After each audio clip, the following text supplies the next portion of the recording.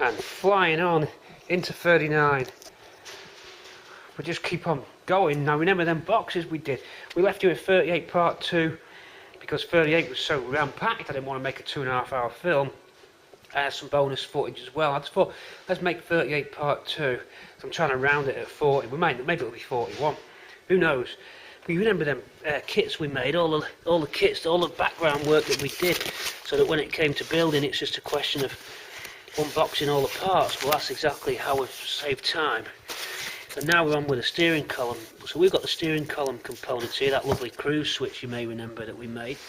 But before I take you into that little part of the build, here we are inside the cars, all sorts of tools and bits and bobs lying around. But don't worry about it, we'll all tidy up. We've been connecting all the sublooms together. Remember we made all those sublooms so that everything hooks in. This is for the cruise control under the back seat there. There's our VSS, vehicle speed sensor cable, with a breakout lead if we have to do any testing on it. That can test the signal there, so we've got a breakout for it. Hold on while I move this center test console. We're using that just to mark up so we don't damage the real deal. Then the cruise control units themselves, that's the breakout box for the Stalk controller, and that's the brain there for the cruise. This will just all start to zip tie together now. We've got some reusable rubber zip ties which we use to strap this down. These line up in an exact place so that when the seat goes in, it straddles across and no cables are trapped or pinched. I've already checked that through. So all these type cables now, we begin to just neatly tape them up with some Tessa cloth tape to make it look neat. Following across, we've got a groove into the soundproofing, which makes these cables going to the front stay flush. They're running the cruise control. They find their way up into the middle. We've got a heated seat relay fitted under the center console, loads of room for that. Then following on, those looms go down through the center console of the car and pick up into the main loom, and they just connect into the car's original loom, actually using one of the feeds that's already in the loom. So everything's neat and can be unplugged. Center gear selector there, and then a bunch of wires here for the GXL 4 clocks, standard Ford, not been touched with. So you've got my looms piggyback on top of the Ford, so you can unplug my work and it's still back to an original car, which is the great thing about it. If anything went wrong or someone didn't want this system, if I was selling the car on and they didn't want it, you just unplug all the connectors and it's gone. Alright, so we've been neatly arranging all the cables. Dash was in, as you saw in 38, we just managed to get that in. Radio's on now, we'll take you through a full boot up soon. Systems are starting to come online, so it's getting exciting. 39, the tempo goes up a little bit. Let's take you around, just dodge around that B-pillar. Dash in, we've got power on, we're using let me take you across there, electric aerial by the way, forgot about that one. We've got a transformer there for now. As you know, the brake lights are in, the headlights are in, they're working, motor for the wipers is running, you saw that. Okay, so what we're going to do, we're just going to get that stalk, that's the cruise control stalk, and that's ready to receive it there. And our loom for it is just dangling down just by the brake pedal there. We've got a couple of other things that go on the centre column, the immobiliser fob and the illuminated key entry LED and the Parrot Bluetooth. That's in and running and tested as well. So nothing's been a problem. I'll take you to the boot and we can see what's going on in the boot. Around we go. Boot's nearly finished. Cruise control motor's been fitted. I've mocked the spare wheel up there. So the boot's all nice.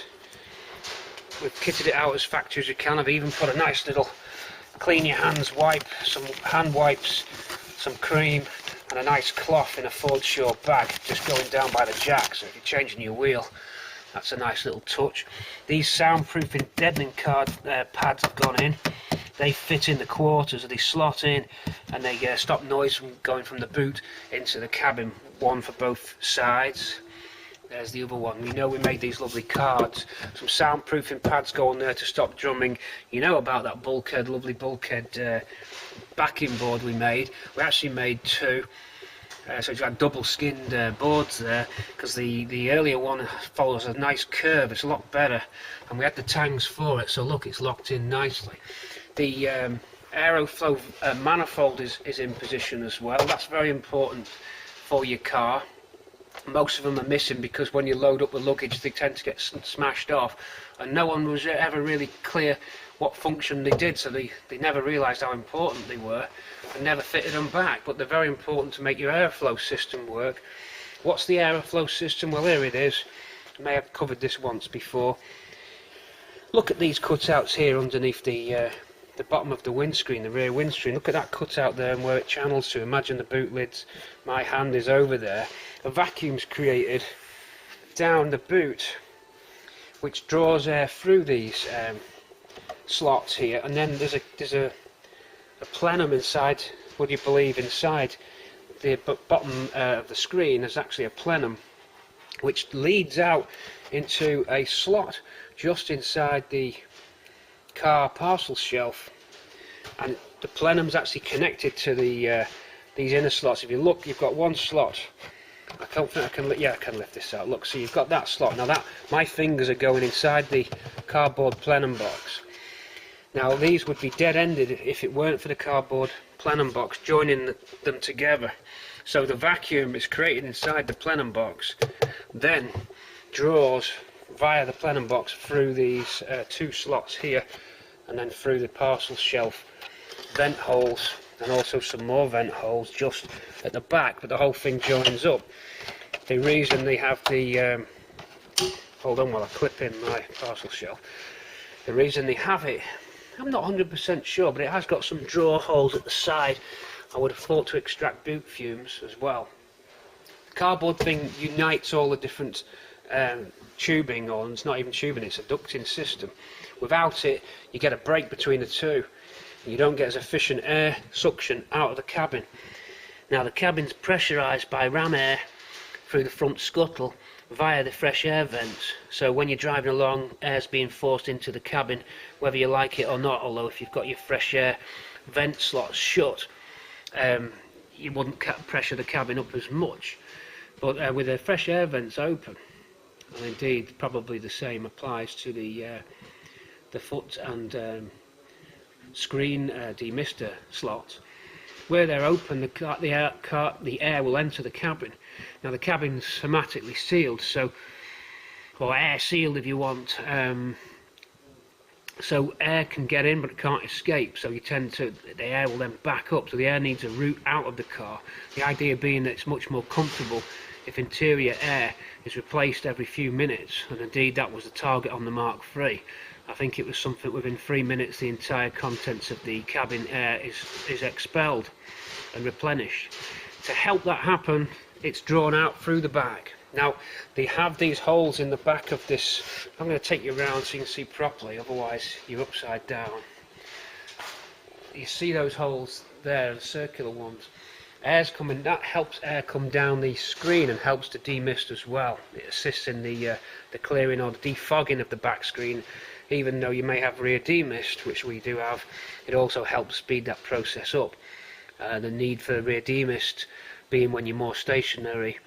As soon as you get going, you may notice in your Cortina if your heated rear doesn't work. Once you get going in the car, you'll see that it naturally starts to demist. That's because the air's coming down here, although it'd be greatly assisted if your plenum was fitted. It'll still work without it, but it's a better system with the plenum box. So air's coming in down that screen and out of the car, and that is how it works. And it's negative pressure when you're in motion by these vents at the back, positive pressure when your fan's on and when your ram air's on. So the whole idea is air straight through the car. So that was that. So that completes the boot refurb. Wheel in, very early 71, only for 6 months, this type fitting. That fits the Resto wheel. That's a very early securing cup. You changed it to a butterfly later because the Ford sports wheels were lower profile and the butterfly and bolt was changed, but that's cup fits inside the Resto wheel, so it's unique to the Resto setup. Alright, so we've got our lights in as well, and we've got our wiring loom through. We're ready to receive the back bumper. So all in all, at the end of the boot floor's finished. Okay, cabin next, as I said, where we were, because this is a continuous take. The cabin, we need to fit that stalk. I'm going to get some electricity on. We're going to see what's going on with the cruise control. We've got a signal generator ready to inject the signal just so we can boot the cruise up, and we should be getting the vacuum pump running and pulling on the cable. If all goes to plan, all the systems should begin to come live now. So let's go for live electrical testing. Project Ruby episode 39. You're in the early stages of the film. Who knows what's ahead of us? Let's keep going, it's very exciting. Let's go. We have power on. Ignition just been turned on, electricity supply connected to the battery. We've got a green switch on there, illumination on for the gear selector. We're going to test the drive switch now. That's operational. We're going to look at the back for the diagnostic LEDs on the breakout box. And we're going to look for a drive signal coming in when I hit the lever. We've got it, so we're good there. We're going to now test the brake lines are fed through. I've connected the brake wires to the brake pedal, so the diagnostic box should read that, which it does.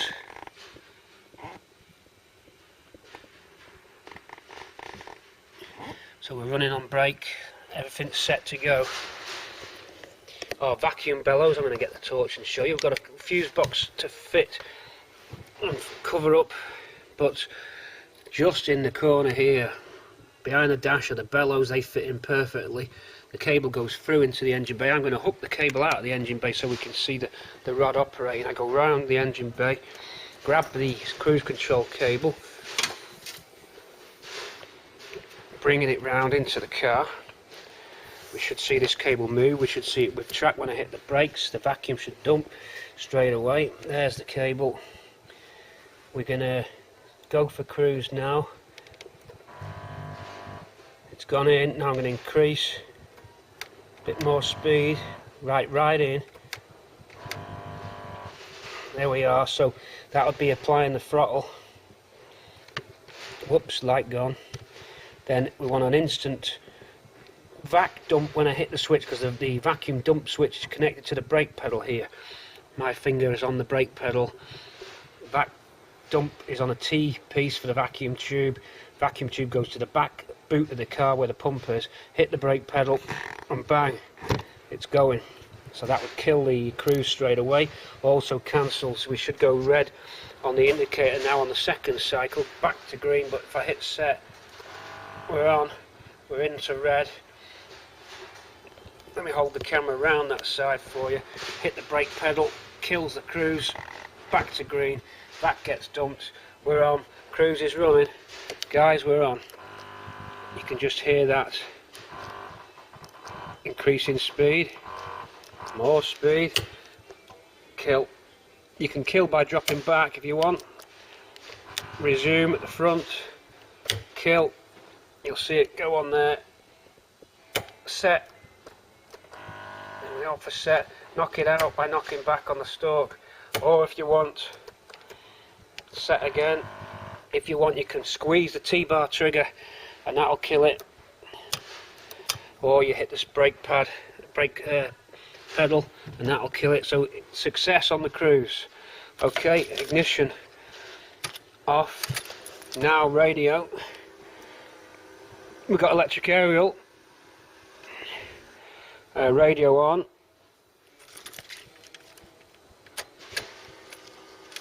music mode.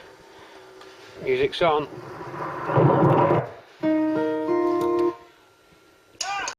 We have immobiliser illuminator on. We're tested the cruise there, success. Now I'm climbing in. We want to test the radio. We've all plumbed in, so we're going to boot up. Ignition on. Come on, come on. Self-test out. Diagnostic. We're on. One ticket, please. One ticket, please. Wow. Hey, what's going on, man? Yeah. She's at home. Woo! Let the music play on. I can't have it on too long because YouTube will pick it up. My fuel light indicators on there because I've got the fuel test. The fuel switch is actually live at the moment, and so is the frost sensor. There's fuel and frost are on because I've just tested the modules. Frost modules in the engine bay active. although it's just on the test switch. Fuel wire, well, that comes down here just in the center console. That's just got a live feed to it at the moment. We can test all those warning lights. If I connect 12 volts to each warning trigger, it then goes through on the diagnostics. We'll get red for oil, which is a more prominent signal. You get 3 flashes on your oil, back to frost, back to fuel, then oil again, warning you oil's out. It gives 3 warnings on that one. You'll see how we built this on the earlier videos. So warning for frost, oil, low fuel. If we hook up into the Bluetooth, we could try that next. I don't know, we haven't tried the Bluetooth. These are all electrical system tests. Got Bluetooth modules just down there by my knee. I'll get my mobile phone and look for it. We're going to start looking for the Parrot Bluetooth now.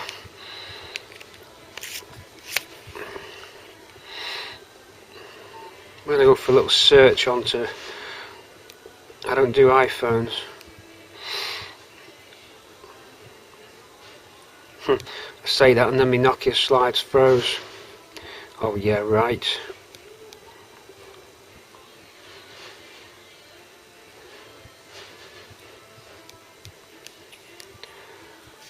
I don't know why. Stupid thing.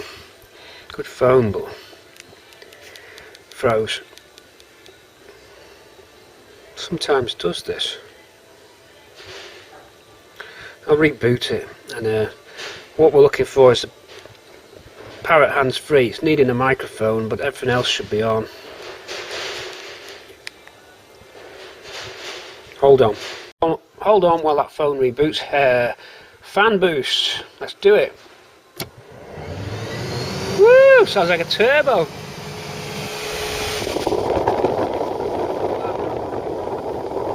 That is powerful.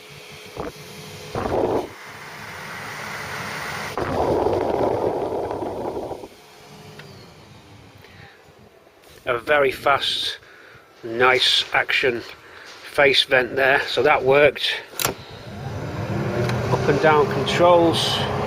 Everything looking good. Everything, it's all looking great. There's no faults yet. It's all looking good. Let's carry on building. Okay, we're back on for Bluetooth. I'm going to search. Search audio enhancements. Looking for devices. It'll work with any phone, this, by the way. You can flash upgrade the Parrot module if it doesn't go for your phone, but there it is. Parrot select. I think it's 1234 for the code. Connection failed. Not sure why. Doesn't always go.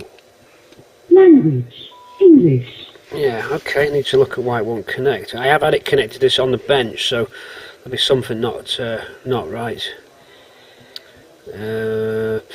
Often says please pair device. I don't know why. Language Français. La langue sélectionnée. That's it. Français. English. Espagnol. English. The selected language is English. Yeah, we'll connect to a phone, will you? Please pair device we want.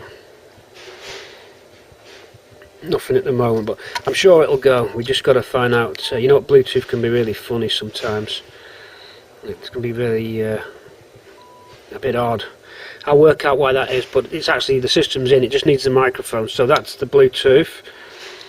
Next, we've got the radio, as you know, so we'll check the system's radio. Fast forward. Rod Stewart there. Everything's on that. Okay, great.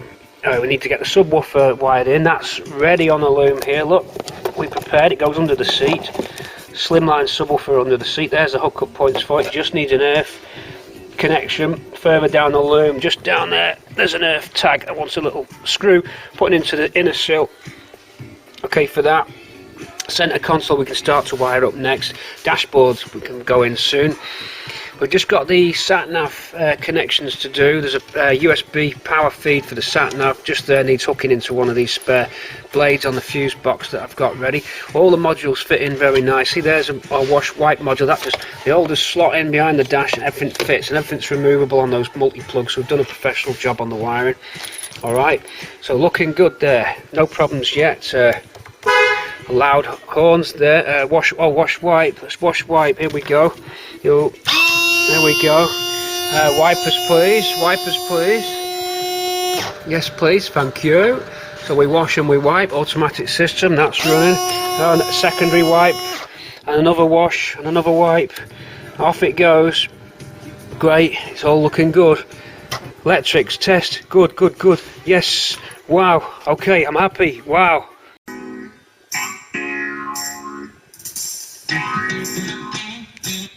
Okay, I've got Bluetooth connected via the audio on the radio MP3 system that I built. That's hooked up, that's reading. It's just the parrot that's not reading. I think it's because Swampy's got the same parrot and it's confusing the phone. But Bluetooth hookup to the radio is working, so that's good. So you got the original old school radio here, as you saw on the earlier builds. In case you've just joined us, we completely modified this set, but not just with your usual off-the-shelf audio input lead or anything like that. We totally took it apart and reconfigured the radio. It's got all sorts of features on it. I've just hooked into Bluetooth, but I can switch around music mode to my onboard MP3 coming out of a little USB stick just here. So that's reading it off that, but I've wired all the buttons so you can fast forward the tracks like this. Okay, it's also got FM radio. It's got an FM radio with auto scan and auto tune. It's got Bluetooth. It's got a hardwired jack socket input. Waiting to be connected. And a connection through to my mobile phone as well. So I can play stuff. Well, it just missed that one out, but there you go, it's on now. So this is coming off the phone. This is Club Tropicana. I fast forward on my phone. So that's all working. Music mode. Also, you can turn it all off and it's a normal radio.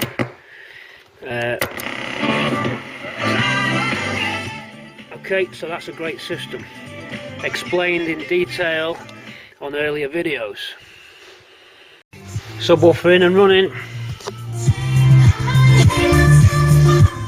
No promise. That's the radio on, by the way. It's not my music. Disclaimer there. No idea what it was. I don't know much about modern music anymore. Indie modern music, indie rock and modern rock, but modern pop charts, sorry, I'm not totally up to date.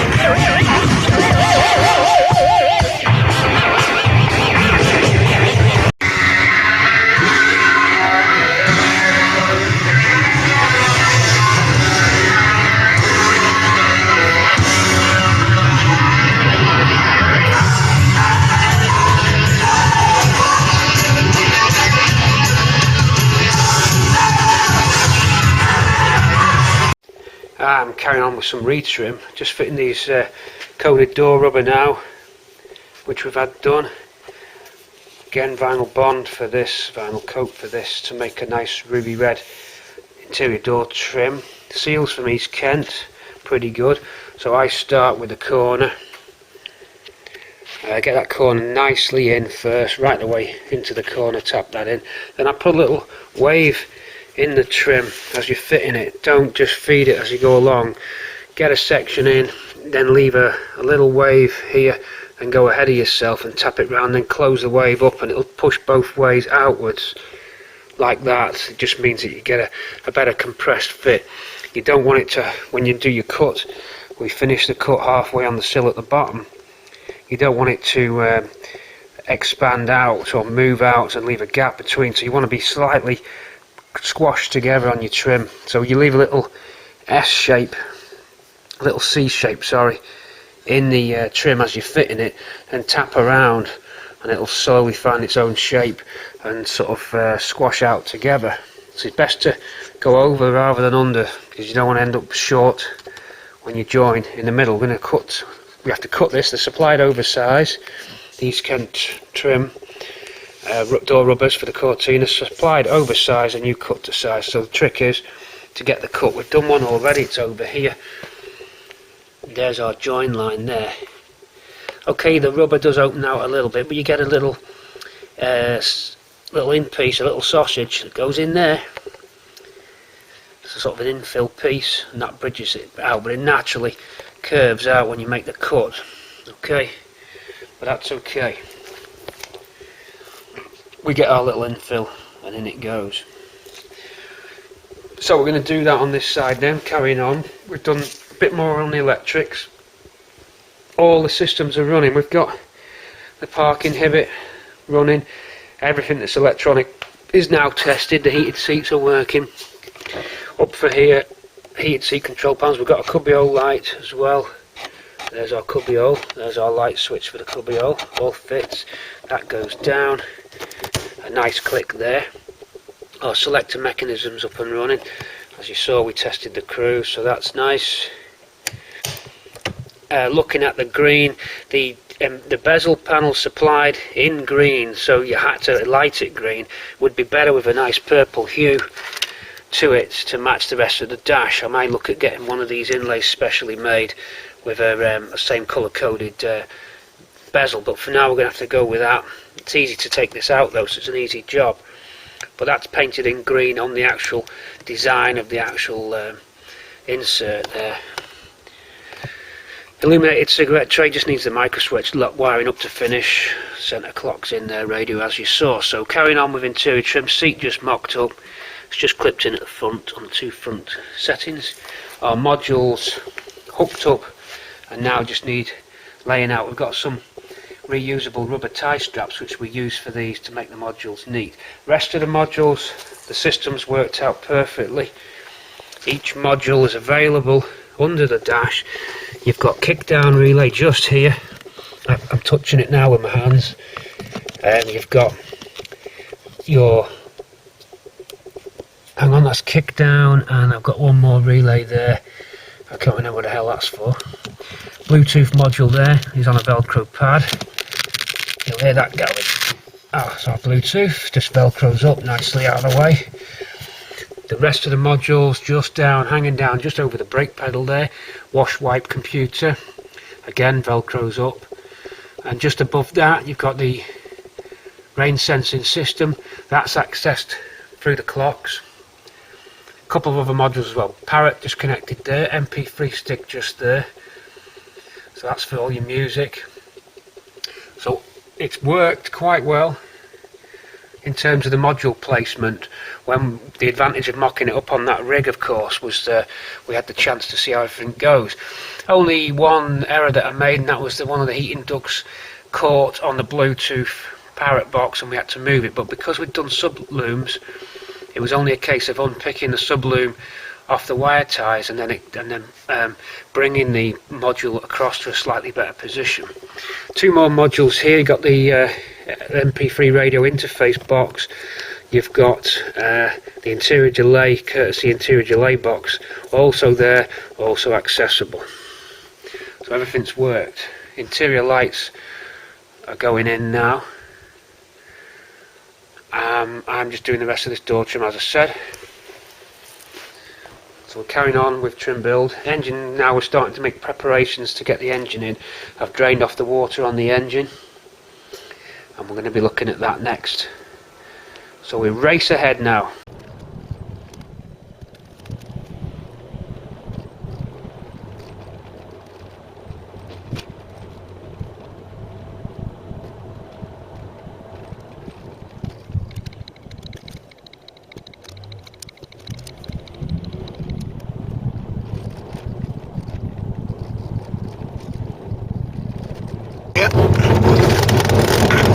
That is the car on the way for the headlining and for the vinyl roof. A few people saying, how come you didn't paint the vinyl roof, the roof? It is painted. There's two primers on it. I think that's 2K epoxy primer. It weren't cheap stuff, that primer. On top of that, it's just got its base coat paint of white, which is used to set the yellow off, apparently. And then it's got its original primer from the soda blaster. So there's a lot of paint on the roof which isn't permeable. I asked, is it permeable? It said it's not permeable.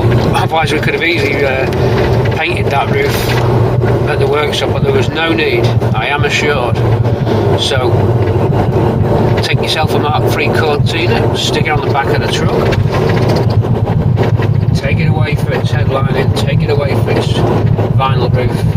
I'm hoping it's going to be a 3-day operation because we need that car back. The engine's got to go in. We need to have that thing running in the next 2 weeks. The date today is, I don't know what we're up to, 9th of October. We've got just a month to go. 1 month to get that car on the road. 1 month. Let's see what we can do. Let's go drop it off. Guys, things are now hotting up. We have here on the cradle, the engine's married to the cradle. It was a forklift job for this one. Some lifting hooks just on the eyes, air filter off to keep it out of the way. Drop it onto the suspension clip there. We're currently on HD or heavy duty engine mounts. These are notorious for shaking the hell out of your car. They do eventually soften.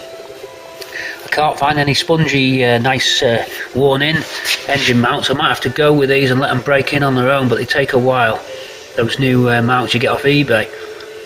We're keeping our eyes out for some used ones because they never really fail. And the softer ones are better low. It does make your engine rock a little from left to right, but sacrifices smoother transmission through the car. And we've fitted the cooler pipes for the auto box. We've got some fittings on the bottom of the radiator cooling system, some flexi pipes going down, a Granada Mk3 mounting bracket to hold the pipes, and then the pipes go to steel held on there with Jubileed here. I can get a factory crush fit now. I've got the exact length sorted. We take them back to the hose place. They can crimp on there if we want a different fitting. We'll take the whole pipe, they slide it over and crush it on for a factory look. We may well do that tomorrow. Gearbox there, left chocked up on some blocks of wood, ready to lower the chassis, or the shell I mean, on top of the whole assembly. Radiator off and shell lowered down using the forklift with fork extenders and lots of carpet to stop it damaging the chassis. I've worked out the shell will counterbalance itself towards the end of towards the axle end of the shell. The fork will just be about where my foot is, so we've just got room to bolt this up. So we're hoping tomorrow, the vinyl roof's now done, the headlining's now done, we take the delivery back of the shell and we lower it onto this and get the engine and gearbox in tomorrow. Then we're going to be getting the axle on, then measuring the distance between the axle and the output shaft of the gearbox and getting northwest prop shafts to build us a single piece prop.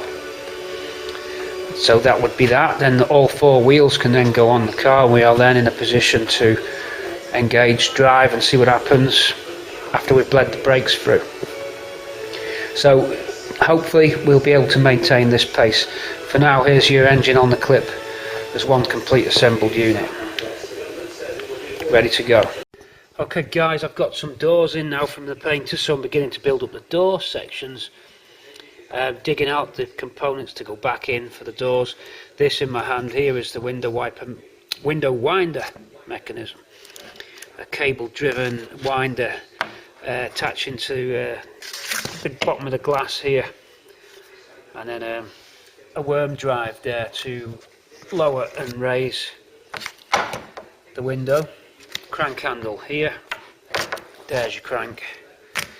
It comes with some fibres, probably like a sort of rope that would originally wrapped between the spirals here, you can see, and that rope was some kind of lubricating action to it.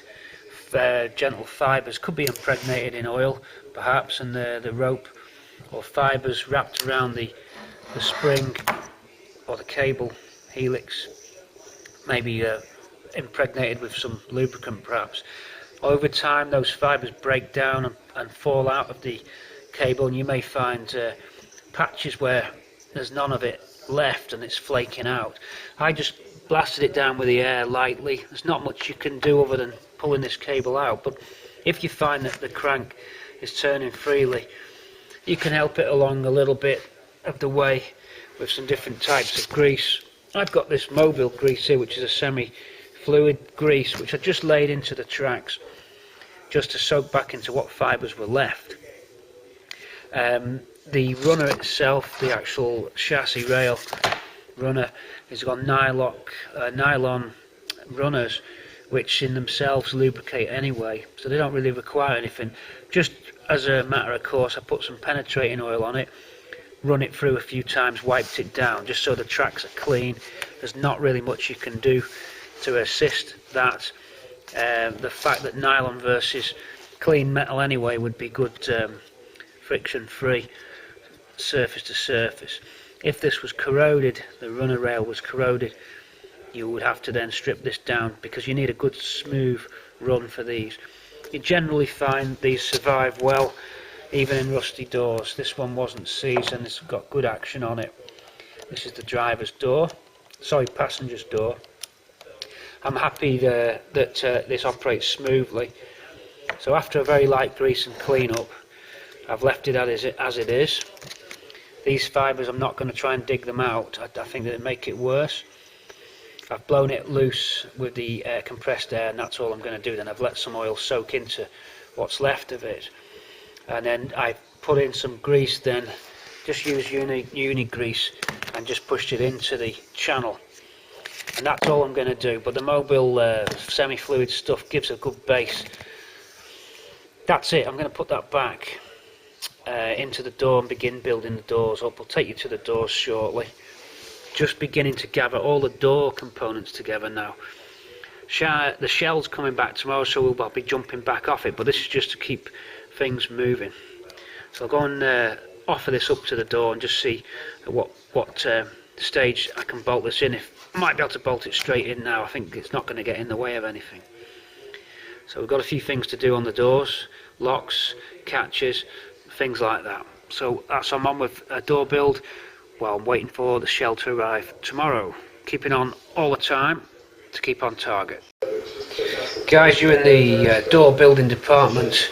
We have here some new felt channel rubber liner which goes, our new door is here, and we're going for a new liner just all the way round the door frame. Okay, we do some serrated cuts at the top to make the mitre, the inverted mitre if you will, and down the channel we go into the door. We've put these door bungs in, these go in later on. They're probably for draining paint out the doors at the factory or something.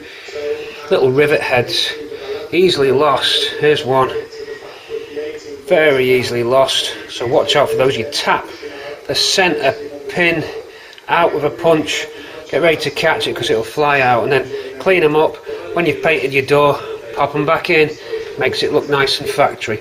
So we're going to fit the door channel rubber now, a nice new felt lined from East Kent trim, the new improved version from East Kent with a more closed up profile. The old one used to be a bit slack. They've improved the design, so we're looking forward to seeing how that works. So felt liner now, because we're doing the car as neatly as we can with as many new components as we can. You just saw us doing the winder kits. There's our full kits now with the bolts in. The bolts are all greased, everything's greased up and ready. That cotton liner I told you about, that wire wound there, we've put some liquid grease in, some PTF spray, and also some general purpose grease, and just eased them all up. So we have a set of 4 real nice door winders there, channel winders. So I'm going to fit this felt liner here and give it the cuts that it needs, and we're going to get this first door, this passenger front, built up. So my project for the next 2 hours is to build the door. Just getting the door lock ready for the passenger front door. These are the ones we had already galvanised. You see that again, earlier videos if you want to see all this getting done. So galvanised. Incidentally, you don't need to disassemble this for galvanising. It actually does quite a good job. As long as you tumble them and shot blast them first, you get good results. Again, look in the early videos if you want to see that done. So I'm just getting that ready. What I'm going to use on this is a PTFE spray, GT85, just to get it up and running. The galv process might make it a little sticky, so we just lock it, release it, lock it and release it, and the PTFE lube gets in there. It's really all you need on these, although we will apply a grease later on when it's in the door. Spray grease will just be applied. We don't do that now because it makes building the doors a bit messy. So once all these are assembled and all the catches are running nice, then we'll spray them with grease inside the car itself. So that's running nicely now. I'm ready to offer that up to the door. There's a set to pick from in the goodie box. So we just pick some of the best. These are ones I've accumulated over the years, so I just did the whole lot. Some are slightly better than others. We'll just have a look at what we can pick. Some are stamped for Moko, like this one. Just there, you'll see it, Moko logo there. And others are stamped up with the Ford logo, presumably later ones. That actually has a date stamp 2309, but it says 18, so we know that ain't right. Just a part code by coincidence. Yeah, 230918, interestingly. That year, that date has not yet arrived. Interesting to see what will happen on that day. 23rd of September 2018. Let's hope it's not a harbinger of doom. You saw it first on YouTube if I disappear. The dates were there. Okay, a lovely lock. Let's do it. Let's put it on. See you in a minute. A big day. A big day for Ruby. A big day for 39. Shell comes back from vinyl roof and headlining. And me and Sean, we lower the bad boy of pop onto the running gear and engine. Can we do it? Will it go to plan? Let's wait and find out.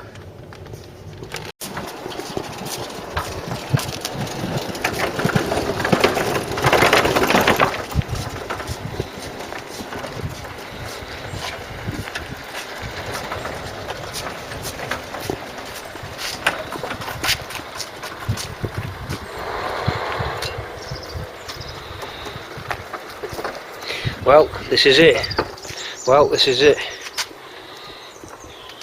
Engine and box are going in. Sean's at the pallet truck controls. I'll be on the forklift. We've got a forklift just side on with some very wide load spreading bars, some cardboard packed under there, and take you round we go. Underneath we've got the axle on. Pretty straightforward job. You've got your two shock absorbers, upper arms and lower trailing arms. A little bit fiddly with the Polyflex bushes, but a bit of PT grease, lubricant, and a little bit of jiggering with the jack, and we offered that up into the car. So axles on, that's to counterbalance the car when it's on the forks, otherwise it tends to nosedive the front of the car. So that's the way we're doing it, using the axle and the wheels as a counterbalance.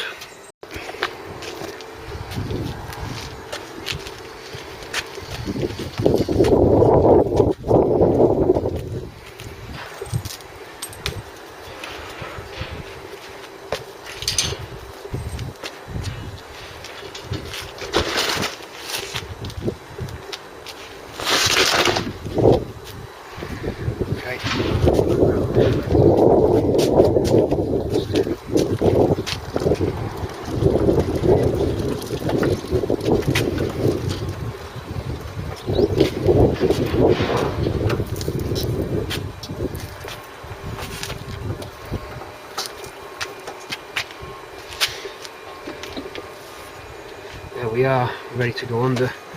Sean's on camera.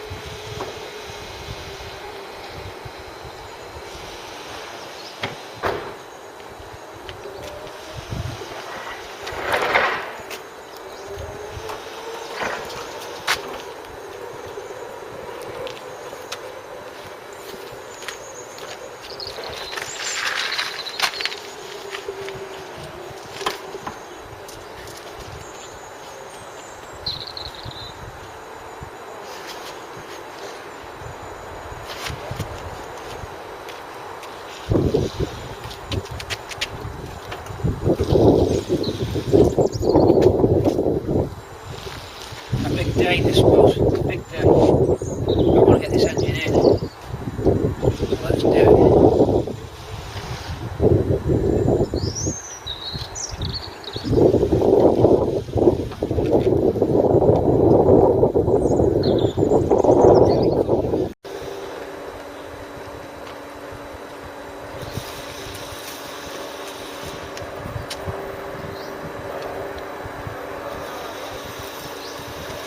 This is the marriage.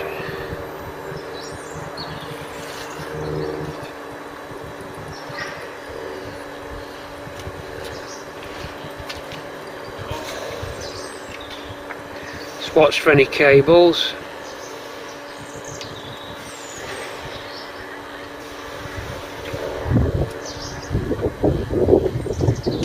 We're just going to have a quick check there.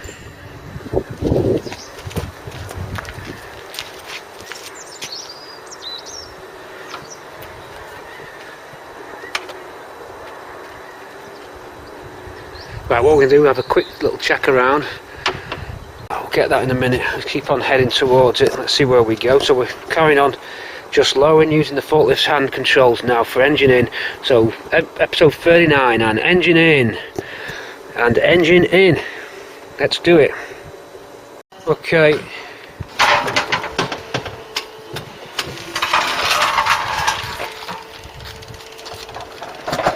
Move that away. Great, on its feet, on all fours. That's that bolt nut there. Yeah, to that final front wishbone. Yeah. Okay, nice one. I done all right there. Steering's connected. We can now manoeuvre the car safety because we had a full day on this today. We want to get under cover now. It's getting dark. We didn't want to get caught out in the darkness outside in the yard, so we just did it. 5 hours and we're in, lowered down. Got one bolt didn't want to go through just there. It's about just a crescent of a moon out, so we're just going to jack it when it's on its wheels. Everything else is in, roll bar bushes are in, and then all those bolts through holding the clip and the gearbox is on. Preparation.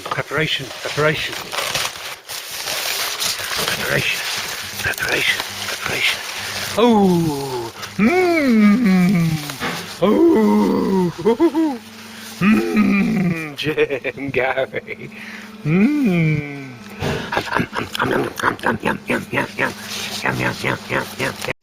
Let's see if S&T Chrome did the business on the bumpers.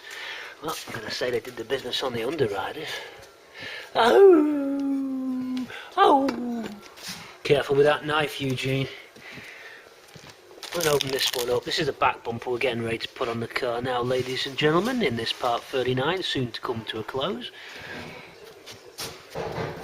We cut very carefully and build our back bumper. Off we go.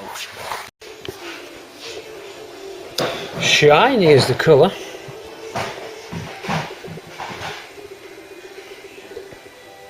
Looks a good bumper to me. Let's kit it out. We've got these nice new corner rubber bumper rubbers Sean's holding there, greased on the inside because they rot like hell, so we've packed them full of grease and we'll wipe down off the chrome. Obviously grease is going to go everywhere now, but that's good for chrome, so we'll fit these to the bumper. We're just building it up. There's the iron, the bumper irons, just lined it up on the car. Another powder coated bumper iron at the back there. My corner strips on. Notice that chamfer on the edge follows that curve on the bumper. Okay, you'll notice on the filming the quality of the chrome finish there. It's what you describe as flawless, even though there's greasy paw prints on it, but it's a flawless finish, so I'm going to give ST their thumbs up, ST Chrome. Sean gives us the thumbs up there for ST. Right, Sean, let's bang that on.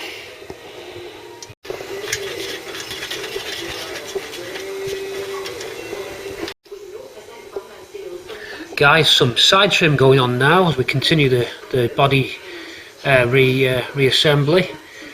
So this uses little side plastic clips and a combination of the bolts to stop the trim sliding along on the clips. The clips hold it, but it can still move, so they lock it with just one bolt per piece of trim. So this diagram in the Ford book just shows you the locations of the securing bolts. I'll take you across and show you one piece that's already been put on now.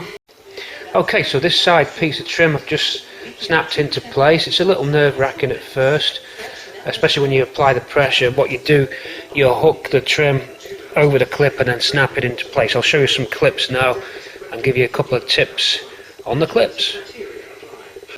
Okay, this is how the clip's applied. It mounts that way, so the single fastener upright and then the fork at the bottom. A pin, sorry, it's the wrong way around there. There's a pin that protrudes out. That pin is punched into the clip and then it expands out that collar, and that's how it fits to the car. I suggest bashing the pin through first because they're moulded like that, and there's quite a lot of force required on the panel to knock that pin into its first position. It's almost got a sort of snap release initially. So it might be the way that they're built, but that pin there, I always punch them through, straight through and then get the plastic pin and pull it out, reload it back into the clip, then assemble it. Then I use a centre punch flat nose punch there right on it, and then pinch it between your finger and your thumb with the punch between your finger and your thumb, then tap it into the body. Now if you feel it's not going and you feel you're going to flex the panel, you can brace the panel from inside. Certain panels you can get a small block of wood and some cardboard and just support the area around the trim clip, because if you're whacking these you'll think I'm going to dent your panel, and yes, you could do that. If I feel that the clip's not going, I'll pull it back out and try again. Okay, these can be tricky. Now you can get these from Resto.com. Resto Vehicle Services supply these trim clips because they're often missing or snapped or brittle. I think these are from Resto. I'm not sure. I did buy some genuine ones from a show and they've got mixed up, so I don't really know if this is. I've used the Resto ones and they're okay, so there's no problem with that. So that's if you've got a GXL and you're doing the side mouldings. I think they're a 4.5 millimeter hole in the panel that you have, but if you're not sure and you're doing a car up as GXL spec, then get these clips first and try them on some scrap metal panels and see how you feel about it, because you could slip with a hammer, dent your panel, overstress the panel because you've not punched that pin through at first. But I also put a little bit of GT85 or WD-40 on this so the pin goes even easier. Something with PTFE in it helps reduce the friction, because it still has the effect of expanding out the collar.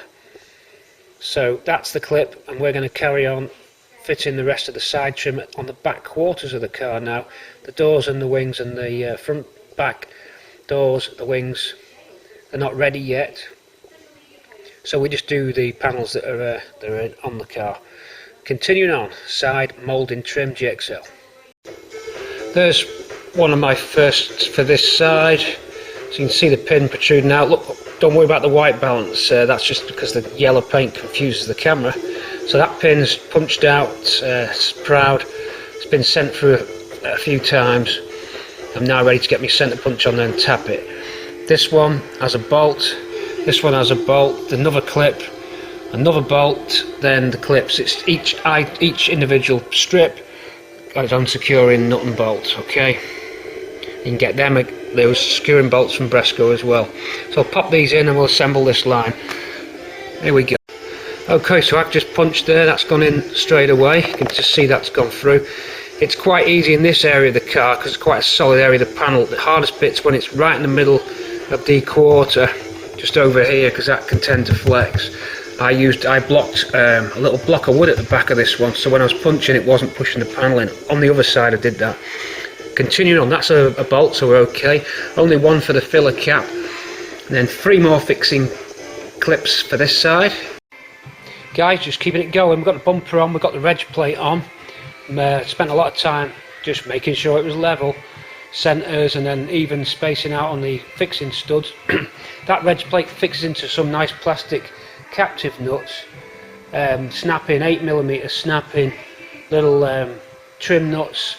Then you put your self tappers and it stops it rusting. Don't worry, we painted the holes, so that's fine. Reg plate nice, and the bumper's on. We've got a door fitted, we've got some trim on, we've got the GXL badge on. We've been busy, so just getting everything to line up. We're looking for some nice gaps now, everybody. So we've got those even gaps, we've got those doors to line up nicely. Just put the passenger front door on, again going for the gaps.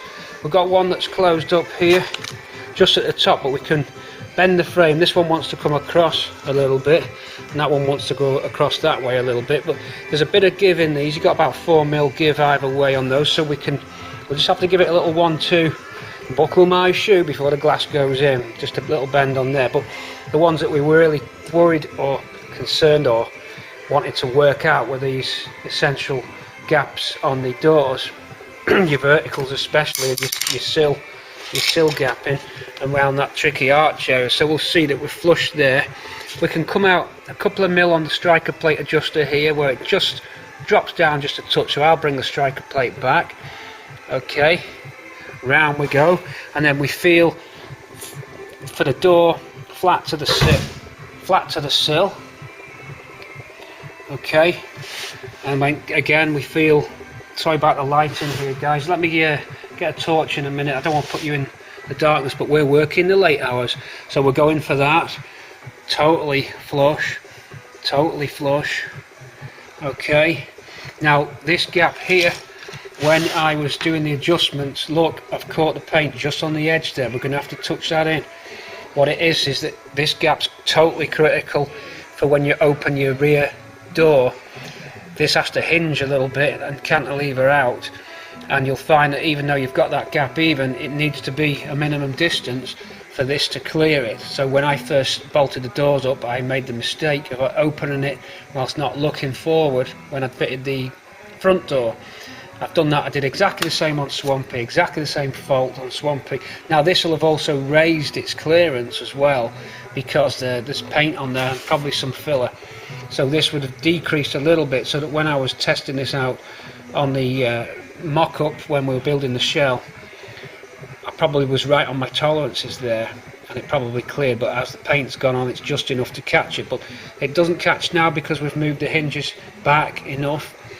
I should have done that, so you know, not perfect, but following the line it is even and parallel. Then down to the sill level we're even and parallel as the best that we can get. Remember, we had those curved edges on the doors, so they were intentional. Nice. I'm really surprised that, you know, it's basically all the preparation work. There'd have been nothing worse than if this wasn't going to fit, but I'm really pleased with it. Really am pleased with it. I expected it to be really hard work. The rear door was a little bit tricky just with the striker plate adjustment. It's right on its limit in terms of up and down, but coming towards us we've got another couple of mil left, so we were right on the limit there, up and down, but we're okay everywhere else. Very close clearances. The chrome trim for the roof is on, and your very close clearances on there, they always are.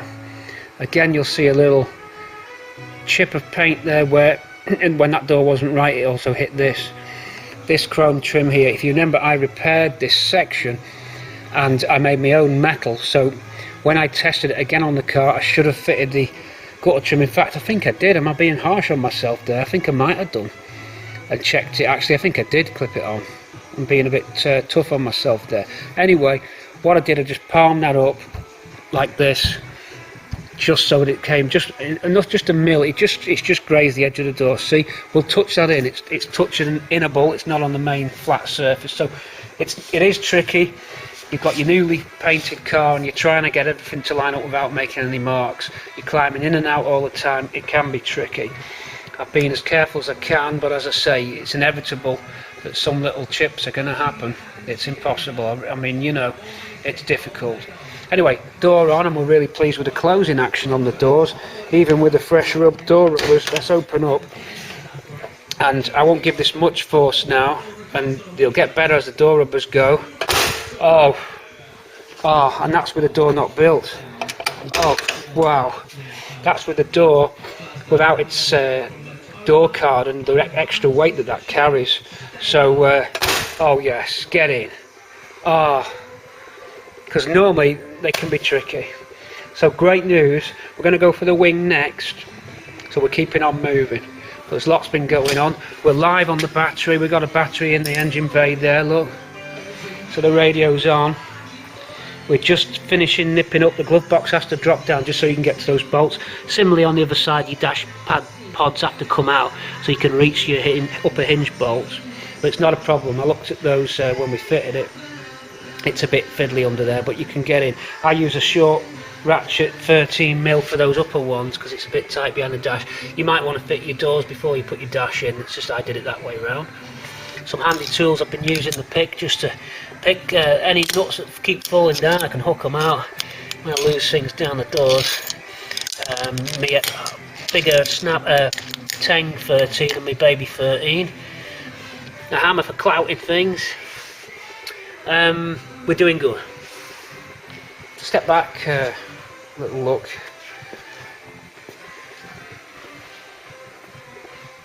We're racing ahead to try and get this car to you guys at the NEC. We hope we can do it.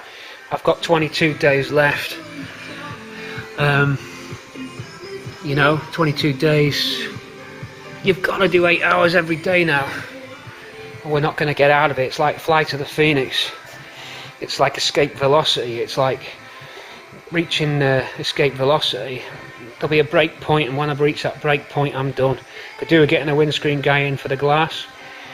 But this side certainly on target. Let's hope those doors on the other side go as well as this side did. Let's just pray that they do. I really do hope that. Okay, I'll carry on. I can't do as much filming as I normally do simply because my mind is really purely zoned in and focused on this task. I am pacing myself, so don't think that I'm rushing the car, because I'm not. I've allowed the time scale on the calendar and with a couple of days to allow for unexpected problems. If it ends up that's not going to make it, I'll bring it on the trailer as whatever state it's in, so you will see the car. I would say that it'll be probably fully kitted out. Perhaps the only downside may be we may have a running gear problem, some mechanical problem perhaps, but let's hope not. Certainly it'll be fully built car. I can't see any reason why this car cannot be fully built and running. If it's not running, don't worry, we'll still take it. We'll get it on the trail and we'll have to push it in. Either way, it's going in the NEC. Okay, let me carry on filming, guys. I'm busy. I've got to keep going. Wish me luck. It's a tough one. Guys, don't forget, if you're fitting your wing, sealant strips you need, get these from Frost Automotive. It's a sealing strip in thin little strips. I just wrap them round, curly whirly, licorice, all sorts. This stops the usual rust coming into here, so when all your mud splashes up here. Let's get the torch, let's get that torch. Hang on, what are we doing? There we go. So sealant strip going on. There's it in the pack, comes in strips like that from Frost Automotive, as I said, and apply it along. It'll just squidge out, stopping at the front. Oh no, we might carry on there, just have to get the wing and see where it goes. I can't remember. Down that side there, and on the front there, I believe it's over paintable. If it's not, I'm going to push it back over cork. The only bit you see that's paintable is that lower valance. If this ain't over paintable, I'll push that back and put just a thin seal of over paintable body sealer on that join at the front of the valance if this doesn't paint over. So we're laying that down, getting ready to offer the wing up now, all the way down there for the sealant strip. Okay, the wing will still come off. It's non-permanent bonding. We just need to tie these wires up for the electric aerial, make sure that's ready, take the cap off the electric aerial, so we feed it through the already made hole in the wing. I'll just get some proper Tessa cloth tape to neatly make a loom there for the radio aerial. So wing on next, going well. Screen, window, chrome surround trims going on, guys. A new piece of glass, as you saw in earlier videos. This is the chrome strip. Don't let it worry you too much if you're doing your series 1 window chrome. Lay your glass out like this on a bench. Get some GD85 or WD-40. There it is again. Spray the rubber so it's slippery. Then, well, I've started with the bottom. I'm hoping this is going to work. Starting with the bottom. Hook. You'll see the end of the trim does not attach to the rubber. It sits on it outside of the rubber. It looks like it should, but it doesn't. You just hook that lip into the inner face of the channel with your thumb, bend back, and with these fingers pull in, and it'll just go like that in. Now if your trims are not, if they've been bent, if they've been stored, these had some slight curves in them. Obviously they've been for re-chroming. Anyway, very gently just flexed them a bit, then laid them over the glass till the profile was matching up. Same for the top. Hook in, and then let's get round this way. My fingers there, my thumb there, that's what you're using. Hook in on this side, and you'll feel it grip, and as you push down on the outer bit of the rubber, you're pulling up at the same time, it'll snap and clip. And away you go, and just keep feeding it in. Start right into the corner there. Dig the trim right into that corner, because by the time you end up here, you want to be landing in the same place, okay? That's top and bottom on for this. If you know how to do it, it ain't bad. On the first time I did it, it took me about 2 hours, because I didn't know what I was doing. That was on swampy, but I learnt from that. Just clip in, it's not too bad. Right, we've got 2 verticals, and then the back screen to do. So we're getting ready to put the screens in the car today. So I'm going to fit those verticals now, and then we should have one complete front screen. I'm letting the windscreen sealing guys tell me if it needs any sealant on it. I've been advised not to use sealant. We'll see what happens. Okay, let's try that. Let's get them verticals on for windscreen fitment. Still in 39. I'm going to have to wrap it up soon in 39. We'll wrap 39 soon with just an overview of what we've got so far, because 40 sees the completed car, and then get going for its MOT, and then run up right up to the NEC if we can do it. We're on schedule so far. I'll take you around the car in a minute, but let me get both screens out of the way, because later on we've got the screen fitting guys coming. We want this boxed.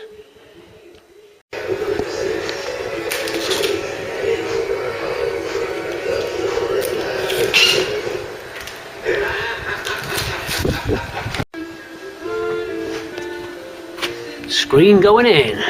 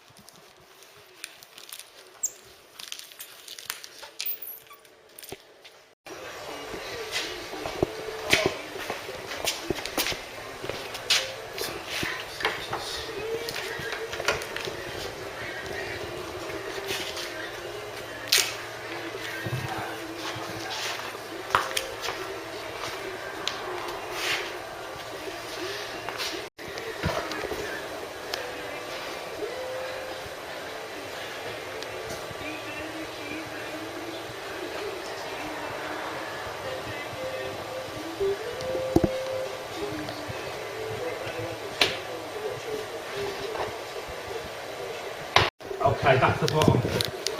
Right.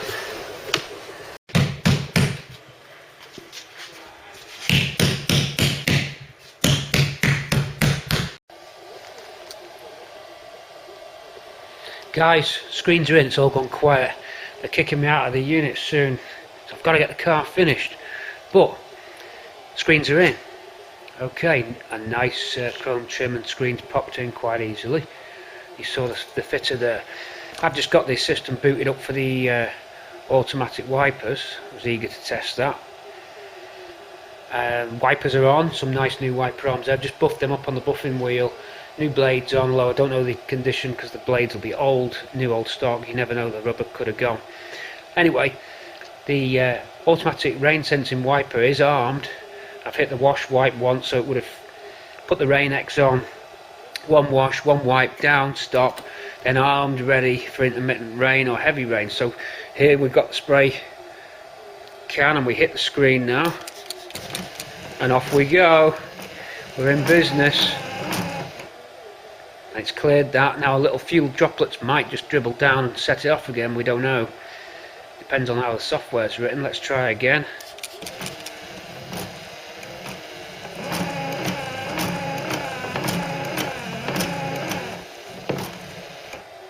So that's success. Auto wipers now running and live. One more time on the sensor there, you see it in the middle. Just in the sweeping pattern of the wipers, and it finishes its run and it's happy.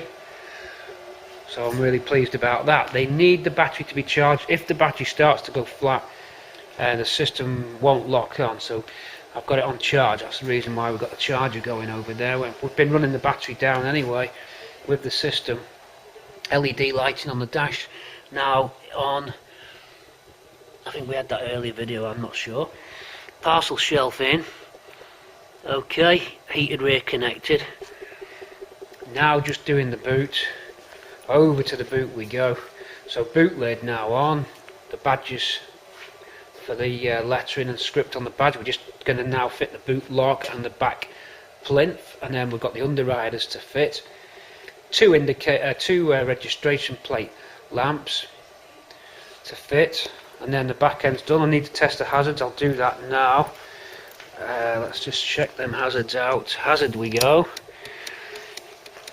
Going round to check hazards. I don't believe I've checked them. We're hazarding. So that's good. Coming together pretty quick now, as we planned. Both doors over there, handles on to open the doors as well. Just putting the rods and the locking bars on. We're getting ready to get the glass into the doors and door cards on. So this part of 39 moving quick to take you into 40. We could well now be out of footage. If that's the case, then tonight sees the end of 39. I won't spend much time editing simply because I'm on a tight time schedule for the NEC. I'll put together the best video I can for you guys out there in YouTube land. And again, as always, we thank you for the views, the visits and the comments. Don't forget we're on Twitter as well. I know a lot of you don't like it. I like it simply because I just put very short sentences like trim on, boot on, wheels on, NEC this date, NEC 2 PM for memorabilia giveaways. Whatever I'm doing, it's on there. You don't have to use it. You can occasionally check on the Twitter if you want, because it's ahead of the YouTube. So have a look. It's at the @ then PNO_922K, basically the registration of Swampy. So at the @ PNO_922K for Twitter. I know it's social media. I'm not on Facebook.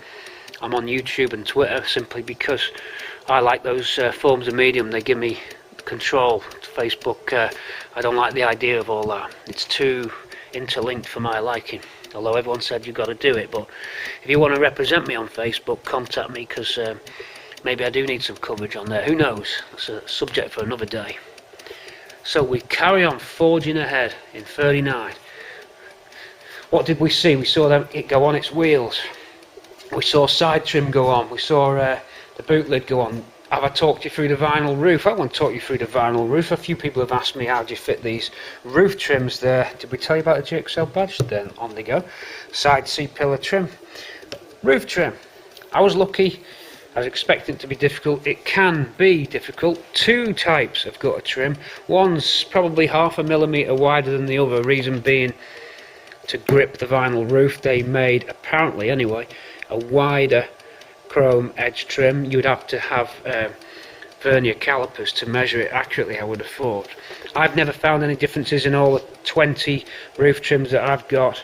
They all measure exactly the same, but I'm not saying that that's correct. How do you fit it? Okay, you offer this trim up to the roof and you will find that the shape fits its most natural position. Look where the shape fits its most natural position, bring it across. It will go below that C-pillar trim. It sits just below it. Alright, so offer it up. You can start at the back or you can start at the front. I always start at the back. At the outside edge of the trim, there's a little shape, a hook that creates a hook shape. It goes all the way along the trim. It scoops in at the back, then you curl it round and then it snaps on the front edge. The idea is you grab the trim, usually have two people because the front end of the trim here can wave about and scratch your paint, so you get someone else to hold that at the front while you're doing it, or you at least mask up your B and A pillars, otherwise you'll scratch them, or your doors indeed if your doors are on. So be careful. It can jump and wave around. This can fight you. They can go on easy or they can go on really difficult. Hook in at the back, then you've just got to grip it and curl it in like that. Then you're going to feed it all the way. You can't snap it on in different positions. You need to follow the feed line like this. It'll start to go over. You'll feel paint scrape off. Maybe if your car's newly painted, it will scrape off the paint. It's not what you can do. It'll go to the primer at least. Difficult one. Over you go, over you go, over you go, like that. Keep going all the way along. There's some areas you might find it doesn't want to go, but it will go, especially if it's feeding itself along as opposed to a fresh area. So you need to get a starting edge on it. Come to the end, that's the hardest bit. It doesn't like going over this very last. You'll see on mine I've not finished it off yet. I got to this point and I always stop here and have a little rest. But that's ready to go over its final bit. I've done the other side, one more punch on this and it goes. Now, to give it the force that it may require, you use the palm of your hand. You've got to be prepared to bruise your hand. This part of your thumb there, which is what I call palming it. So I'm going like this. I'm coming down, I'm sweeping down, I'm sweeping down. I'm using the support edge of the inner gutter rail as reinforcement. If you try and use hammers, you will dent this trim. You can repair the dents because it's stainless steel, but you will dent it if you hammer it. There's no doubt about that. You cannot put a localized force on. You've got to spread the force out. That's why I palm them down like this. Down it goes, and just you slap. You're kind of slapping it and glancing down. That's how I did it anyway. It works for me. Like this. Stepping back with the camera so you can see a bit better. Palmed it down. and it'll go. It's worked on Swampy and it's worked on this car. Okay, I'm not all the way round at the front, but I'll get there. WD-40 again to help your GT85 or any kind of spray lubricant to help, as long as it doesn't attack vinyl. Remember that, you don't want anything that damages your vinyl roof. Lubricant will help, grease, anything. I actually lined this with lithium, and it also had 85 GT85 on, and it helps. That really will reduce the friction. So vinyl roof trim fitting. Okay, good luck. Let me know how you get on, because I know that's a make or break. If you dent it, you're in trouble. These trims have been recovered by me off scrap cars over the years, and I've managed. You use a wide blade paint scraper and tap this to get it back off. You tap up on this inner edge and it'll slowly start to pop. Again, make sure you've got someone to hold it, or you've taped it in position or something, because it'll land on your trim, land on your paint, on your doors. It's not that bad. I mean, I'd forgotten, because it's 4 years since I restored Swampy. I'd forgotten. I had it in my mind as a nightmare job, but I wasn't looking forward to fitting that on here. It was one of the jobs I just wanted to get out of the way. It was one of the first jobs I did when the vinyl roof came back. So it's done, and it went on okay. Talking about the vinyl roof then, we're looking at the vinyl roof there, and we're looking at a very straight line down. And we're looking at a really good finish. So I'll give the vinyl roof guy some very good marks, because he's done a great job. And similarly for the headlining, in we go for that headlining, and he's done an excellent job there. Tight, taut, neatly stitched, neatly glued in around the apertures. I'm giving him 10 out of 10 for that vinyl roof job. 9.5 out of 10, 10 out of 10. I don't know. I can't fault it. The headlining and the vinyl roof, I cannot fault. There's some bits you could improve on, like if you're talking about coach trimming, if you're talking about Bentleys, Ferraris, Aston Martins, then yeah, you could go even further and sew the edges. But look, it's finished it nice, over it goes. I have nothing to complain about. Use the right hook fixings at the back here. You remembered to, there's barbs inside, I'll take you in. You've got barbs inside the C-pillar rear where you pull and hook and stretch it over. It all was fitted properly as it should have been by Ford. I use the securing plastic securing bungs, which you use on the parcel shelf to lock it in place as well. All done. I'm going to keep on going because we're low on time. We need to pace ourselves. It's very important if we want to keep this project on target. So I hope that you like the car and the way that it is at the moment, and how far we're getting. It takes us, I'm up, I think it's the 15th of August today. I'm under pressure, I am. The 15th of October today. Alright. Giving me just 3 weeks time, 21 days left approximately. We've got to get the MOT, don't forget. We've no reason to believe the car will fail the MOT at all, so I expect it just be a formality. We need a prop shaft, we need an exhaust. They're the two outstanding jobs, prop shaft and exhaust. I don't anticipate that being terribly difficult to do. I should be able to weld the exhaust myself. I've got the complete exhaust system, it just needs extending to get round the longer A4 LD box. Prop shaft, I've been assured it's a day's job. So with any luck, we should be mobile soon, and certainly for part 40. Well, I'll leave you here now. Just before I go and lock up tonight, I shall give you a quick video walk round, then 39 will end. So we'll see you in 40. How many minutes this is, I don't know. Let's play guess the minute lottery. For 1 hour 5 minutes. I'm making a guess. Okay, boot lock on. Don't worry about a little bit of grease there. Boot lock on. Re-keyed to my new Ford key that I found. Remember, it was stuck in the dashboard all that time, and we'd already set that for the rusty key, so I've reset the lock for the new key. But guess what I found in the loft? We've been digging. Are you ready? Are you ready? It's in a box. It's new old Stalk. Oh, ooh, yeah. Now that's been waiting for the right moment. The moment has arrived. Oh, a new plinth, a new back applique. You can't do all of this and then fit a rubbish applique. They're hard to come by. I bought it when I had the opportunity years ago. Was actually destined for my green GXL, but I happened to get two. So, new plinth in the box. Got two of them. Lucky buy. Just got to get them when they turn up. So we shall now bolt that on. The boot is nearly done. We just need the underriders there. Cortina badge on, Ford logo on. Noticed a couple of scratches on the back glass. We're going to have to see if we can polish them out. But because it's a sun-dim glass, I was stuck. I didn't want clear glass in. We'll do our best with those scratches. Anyone recommend any way of getting them out? They seem quite light. So we'll have a go. For now, fit the boot plinth and close 39. I'll close 39 with a shot of the rear of the car. It's leaning over to one side because both doors are on down one side. Okay, a pleat just popped on in place. It needs some little rubber back strips. These have gone brittle over the storage period, so we'll re-sickle flex those on. But for now I've just mocked it up just for you guys so we can get a look of how we're looking.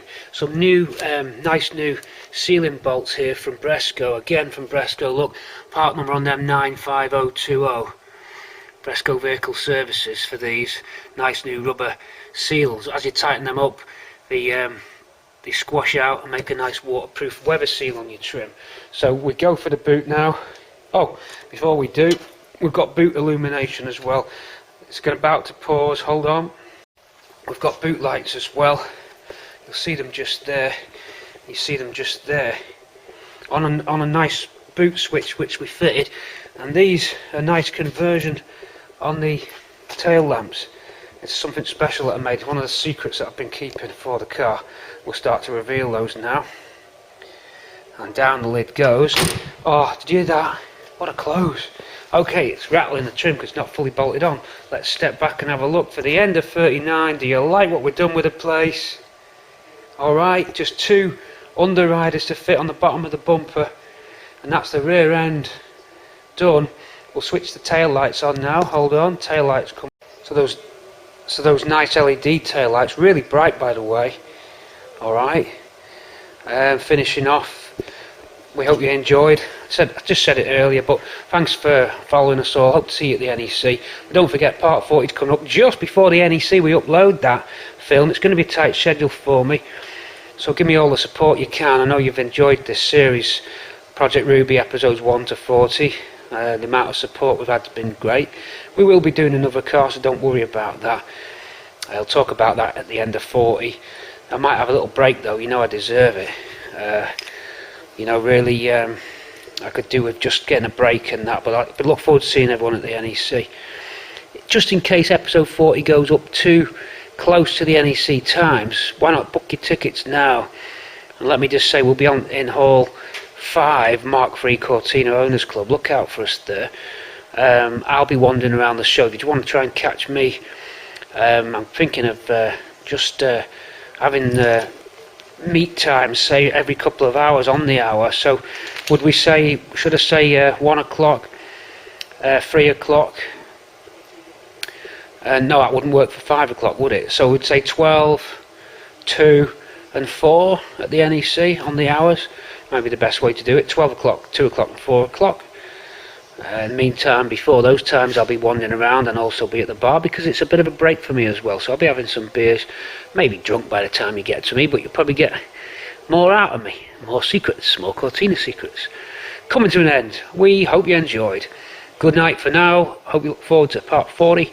Don't forget, if you've not subscribed and you're just viewing without having a YouTube account and you don't really want to join it because you've got to sign into Google and all that, please do it because I like to know who's out there and it helps the channel. And it helps me, and then just gives me more power to keep going. And when it all goes slack on YouTube, I lose me mojo because I like my audience. You know, I'm a bit of a stage guy. Me really, I should have been in a band, but I've got Cortinas instead. I do stand up, but I can't play very well for the band. I've been in the band, but Cortina's my art. It's my canvas. So I choose Cortina for my artwork, and my audience is YouTube, so I like to know who's out there. Okay, closing now, fade out, and we'll see you in 40 or at the NEC. Good night. It's a long one for me, so good night. I need some rest, I need some food. Over and out. Cortina City, signing off.